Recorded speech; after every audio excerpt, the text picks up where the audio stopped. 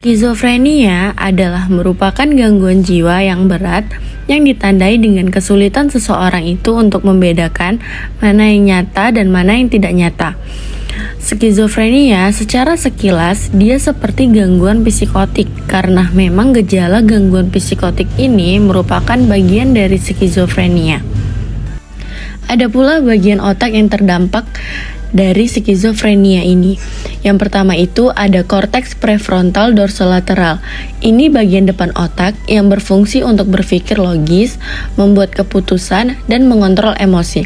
Pada penderita skizofrenia, area ini mengecil 8% sampai 12% dan kurang aktif. Akibatnya, penderita menjadi susah fokus, susah atur emosi, dan kurangnya motivasi.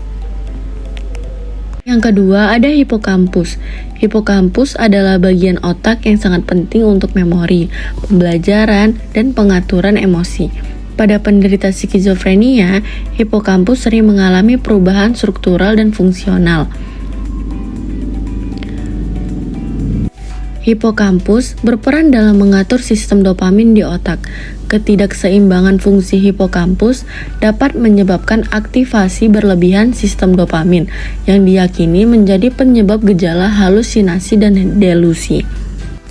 Pada penderita skizofrenia, gangguan di hipokampus menyebabkan kesulitan dalam mengingat kejadian sehari-hari, mempelajari informasi baru, dan memproses informasi sosial seperti mengenali orang. Yang ketiga ada amigdala.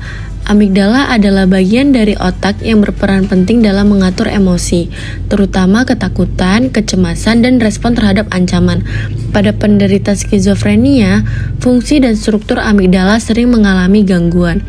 Penderita skizofrenia sering kesulitan mengalami atau merespon ekspresi wajah dan emosi orang lain.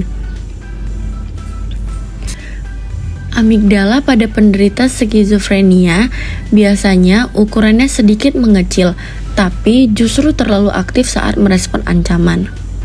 Striatum adalah bagian dari otak yang termasuk dalam sistem ganglia basalis dan memiliki peran penting dalam pengendalian gerakan, motivasi, dan sistem reward. Pada penderita skizofrenia, striatum menunjukkan perubahan aktivitas yang signifikan, terutama yang berkaitan dengan sistem dopamin. Kelebihan dopamin diyakini berkontribusi terhadap gejala positif skizofrenia seperti halusinasi, delusi, dan pikiran tidak teratur. Striatum berperan dalam proses rasa senang, motivasi, dan harapan akan penghargaan. Pada skizofrenia, terutama gejala negatif seperti apatis dan anhedonia atau ketidakmampuan merasakan kesenangan. Striatum tidak merespon rangsangan menyenangkan dengan baik. Ini membuat penderita tampak tidak peduli atau kehilangan motivasi untuk melakukan aktivitas sehari-hari. Korteks temporal superior adalah area di lobus temporal otak yang berperan penting dalam pemrosesan suara dan bahasa, persepsi sosial, dan integrasi informasi pendengaran dan visual.